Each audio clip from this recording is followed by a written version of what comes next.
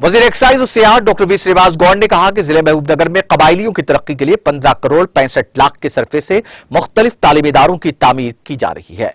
रियासती वजीर श्रीवास गौड़ ने महबूबनगर टाउन में वाक़े स्टेडियम के करीब 70 लाख की लागत से तामीर किए गए सरकारी गिरिजन गर्ल्स कॉलेज और हॉस्टल की इफ्तिताही तकरीब से खिताब करते हुए इन ख्यालात का इजहार किया।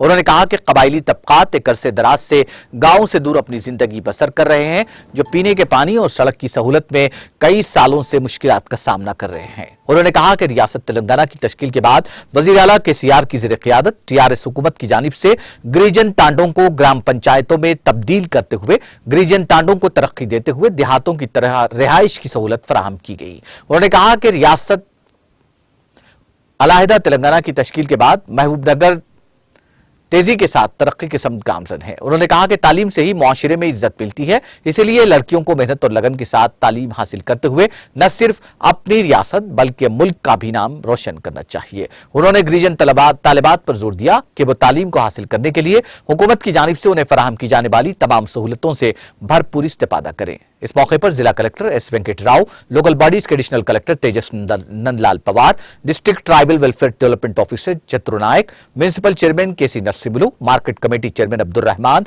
Municipal vice chairman Ganesh, councillors Ram Lakshman, Kishore, Srinivas Reddy, Prashant, Motilal, Lakshman Nayak, कबायली सेवा संगम के जिला सदर राजू नायक, कबायली मुलाजिमीन एसोसिएशन के जिला सदर देवजा नायक के अलावा दीगर ने शिरकत की। చాలా సంతోషం। ఎందుకంటే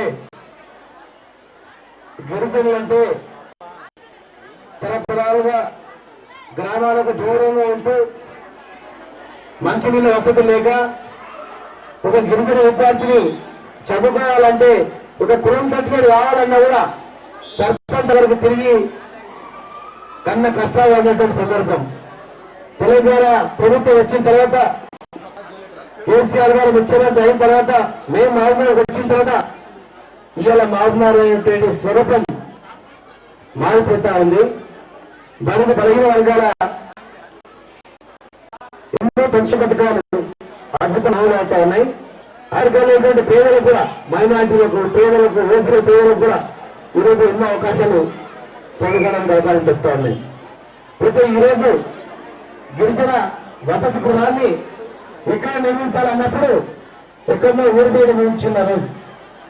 నేను ఆ రోజు కలెక్టర్ గారు ఇక్కడ వచ్చినాం, లేదు ఈ హాస్టల్ ఇంటర్మీడియట్ నుంచి పీజీ వరకు సరిపోయే హాస్టల్ అంటే ఇంటర్మీడియట్ నుంచి పీజీ అయ్యే మా విద్యార్థులు ఊరి బయట ఉంటే మా చెల్లెలకు రక్షణ ఉండదు, ఊరి బయట ఉంటే వాళ్ళకు భద్రత ఉండదు, ఎక్కడ కాలేజీ ఉంటుందో కాలేజీ మధ్యలోనే హాస్టల్ కట్టాలని ఆ రోజు వెళ్తున్నప్పుడు ఈ హాస్టల్ కట్టి పక్కనే ఇంటర్మీడియట్, ఈ పక్కన డిగ్రీ, అతని సైడ్ పోతే పీజీ।